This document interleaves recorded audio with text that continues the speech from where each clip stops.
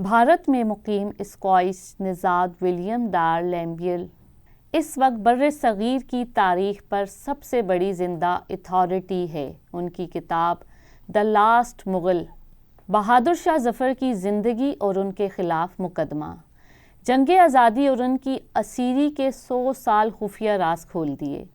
ان کے بعد شائع ہونے والی کتاب برطانیہ کی پہلی افغان جنگ کے حوالے سے ہے، return of a king.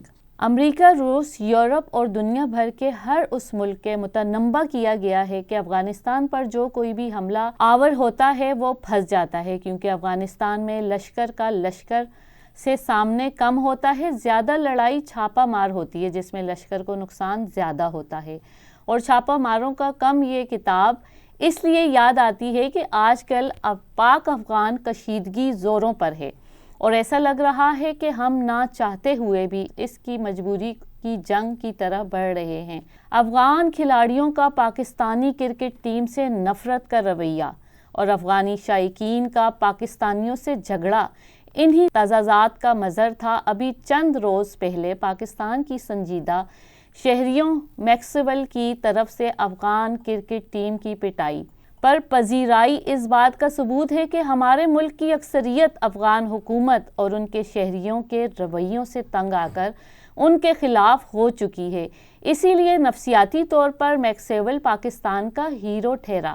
Pak Afghan کشیدگی کی سب سے بڑی وجہ تو پاکستانی طالبان کی ملک کے اندر دہشت گردی کی کارروائیاں ہیں جو کہ روکنے میں نہیں ہیں۔ میاں والی ایئر بیس میں حملہ آور کارروائیوں کی تازہ ترین مثال ہے۔ پاکستان کا خیال ہے کہ افغانستان کے طالبان حکومت نے پاکستان کو دہشت گردی کرنے والوں کو پناہ دے رکھی ہے۔ یہ پاکستانی طالبان محفوظ پناہ گاہوں میں بیٹھ کر ملک کے اندر دہشت پھیلاتے ہیں اور پھر واپس افغانستان چلے جاتے ہیں۔ پاکستانی حکومت کئی بار ان طالبان دہشت گردوں کو روکنے کے حوالے سے حکومت افغانستان سے درخواست کر چکی ہے، مگر ابھی تک اس سلسلے میں کوئی کامیابی نہیں ہوئی۔ تاریخ کا جائزہ لیں تو خوفناک حقائق سامنے آتے ہیں۔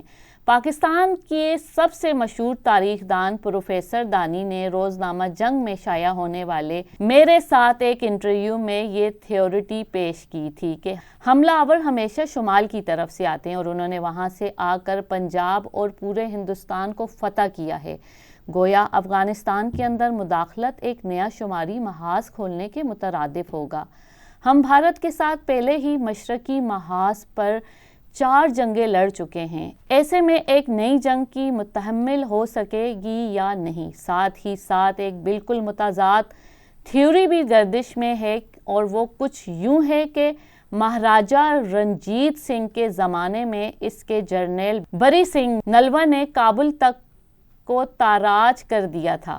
اس لیے اگر دہشت گردی نہ کی تو مجبوراً پاکستان اور ان دہشت گردوں کے افغانستان کے اندر ٹھکانوں پر حملہ کرنا ہوگا، بعد میں چاہے اس کی جو بھی قیمت ادا کرنی پڑے۔ پاکستان اور افغانستان کے باہمی تعلقات کی 75 سالہ تاریخ میں روشن باب کم اور تلخ پہلو زیادہ ہیں۔ قیام پاکستان کے فوراً بعد ہی افغانستان نے نہ صرف اقوام متحدہ میں پاکستان کی نمائندگی کی مخالفت کی، بلکہ آغاز میں ہی ڈیورنڈ لائن کے مسئلے پر پاکستان سے تلخیوں کا آغاز کر دیا۔ بعد ازاں دیر تک مسئلہ پختونستان کے نام پر ہی پاک افغان کشیدہ رہی۔ روس کی مدد سے افغانستان میں ظاہر شاہ اور بعد میں صدر داؤد کے تختہ الٹنے کے بعد جو کمیونسٹ حکومتیں آئیں وہ پاکستان میں باقاعدہ تہذیب کاری کرواتی رہیں۔ دوسری طرف ریاست پاکستان بھی کھلے عام امریکہ کے ساتھ مل کر افغان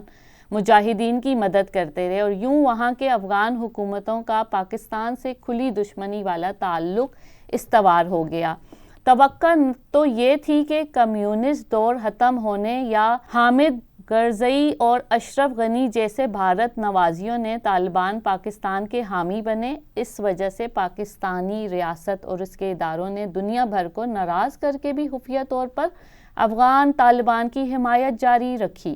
مذاکرات میں اس بات کو یقینی بنایا گیا کہ اشرف غنی کے جانے کے بعد طالبان ہی کو عنان اقتدار ملے گا۔ امریکی دستوں کی واپسی کے بعد طالبان کی حکومت بنانے میں بھی پاکستان نے مدد کی، مگر حالات کی ستم ظریفی یہ ہے کہ وہی طالبان جن کے لیے پاکستان دنیا بھر میں مبینہ نام ہوا، وہ اپنے ہی منسلک پاکستانی طالبان کی دہشت گردانہ کارروائیوں کو روکنے میں پاکستان کی مدد کرنے کو تیار نہیں، بلکہ انہوں نے تو سرکاری طور پر موقف اختیار کیا ہے کہ پاکستان میں دہشت گردی کو روکنا ان کی ذمہ داری نہیں ہے۔